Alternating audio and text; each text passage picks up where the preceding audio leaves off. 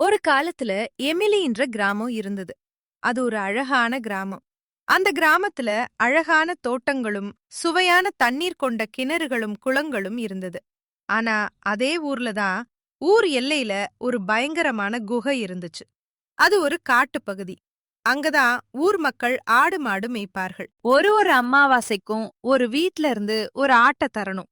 அந்த ஆட்ட அந்த குகைக்கு அருகில விட்டு விட்டு வந்ததும் ஒரு பேய் கொண்டு போய்விடும் என்பது அந்த ஊர் நம்பிக்கை. அந்த ஊர்ல இன்ஜினியர் நந்தன்ற இளைஞன் இருந்தான். அவ பட்டணத்துக்கு போய் இன்ஜினியரிங் டிகிரி முடிச்சிட்டு வந்திருக்கான். அவ வீட்டோட முறை. அவன் தன் அம்மாவிடம் இது எல்லாம் வெறும் மூட நம்பிக்கை. என்றான். அவன் அம்மா வேண்டாம் மகனே, ஊரோடு பகைக்காதே. என்று எடுத்துச் சொல்லியும் அவன் கேட்காமல் கிளம்பிவிட்டான். பௌர்ணமி இரவும் வந்தது. ஊர் மக்கள் அனைவரும் நந்தனின் வீட்டின் முன்பு கூடினர். நந்தனம்மா, நந்தனம்மா. என்று சத்தமாக கூப்பிட்டனர். அம்மா வெளியே வந்தாள். ஊர் பெரியவர் நந்தனம்மா, இன்று உங்கள் முறை. பூஜைக்கு ஆட்டை தாருங்கள். என்றார்.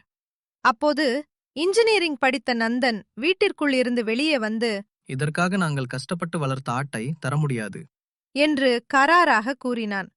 அதற்கு ஊர் தம்பி, இது நம் முன்னோர்கள் காலம் காலமாகச் செய்து வரும் வழக்கம்.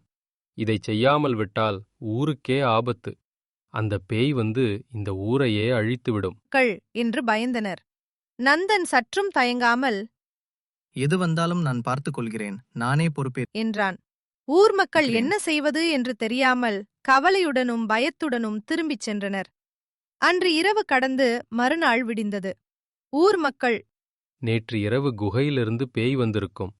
அங்கு ஆடு இல்லாத கோபத்தில் இந்த ஊரையே அழித்து விடுமே என்று ஆளுக்கொன்றாக பேசிக்கொண்டு பயந்தபடி இருந்தனர். ஆனால் உண்மை வேறு. நேற்று இரவு அந்த குகையிலிருந்து வந்தது பேய் அல்ல, அது ஒரு வனதேவதை. அந்த வனதேவதை ஒவ்வொரு பௌர்ணமிக்கும் வெளியே வரும். வரும்போதெல்லாம் அங்கு ஒரு ஆடு இருப்பதைக் கண்டு அதை மற்ற வனவிலங்குகளிடமிருந்து காப்பாற்றி பத்திரமாக குகைக்குள் கூட்டிச் சென்று பராமரிக்கும். நேற்று இரவும் குகையிலிருந்து வந்த அந்த வனதேவதையான எமிலி வெளியே ஆடு இல்லாததைக் கண்டு ஆச்சரியத்துடன் குகைக்குள்ளேயே திரும்பிச் சென்றிருந்தது. அன்று மாலை நந்தன் ஊர் மக்கள் சிலரை திரட்டிக் கொண்டு தைரியமாக குகைக்குள் சென்றான். இருண்ட குகைக்குள் டார்ச் அடித்து பார்த்த நந்தன் ஒரு அதிசயத்தை கண்டுபிடித்தான். மக்களே, பாருங்கள், இது வெறும் குகை இல்லை, இது ஒரு பழங்கால கோவில். இங்கு இருப்பது பேய் அல்ல, நம் காட்டை பாதுகாக்கும் வனதேவதை எமிலி என்று உரக்க கூறினான். அங்கு அன்போடு நின்றிருந்த வனதேவதையை காட்டி ஊர் மக்களுக்கு புரிய வைத்தான். அதுவரை பேய் என்று பயந்து நடுங்கிய மக்கள் உண்மை தெரிந்ததும் நிம்மதி அடைந்தனர். அன்றிலிருந்து விலங்குகளை பலியிடுவதை நிறுத்திவிட்டு அந்த வனதேவதையை அன்போடு வணங்கத் தொடங்கினர். அறியாமையால் வரும் பயமே மூட நம்பிக்கை.